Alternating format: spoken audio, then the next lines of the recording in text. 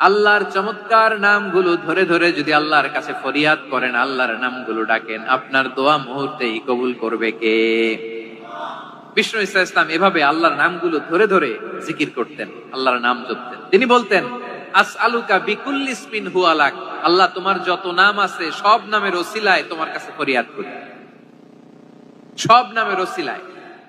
আনজালতাহু ফি কিতাবিক, যে নাম তুমি তোমার কিতাবে নাজিল করেছো। আও আল্লামতাহু আহাদাম মিন খালকিক, অথবা তোমার কোন সৃষ্টিকে তোমার নাম তুমি জানিয়েছো।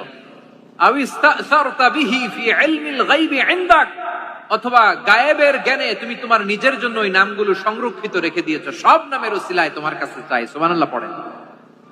তার মানে আল্লাহ তোমার যে নামগুলো আমরা জানি এগুলার ওসিলায়ও চাই, যে নামগুলো আমরা জানি না সেগুলোর ওসিলায়ও চাই। আল্লাহর সব নাম আল্লাহ আমাদেরকে জানায় নাই, কিছু নাম জানিয়েছেন, কিছু নাম তিনি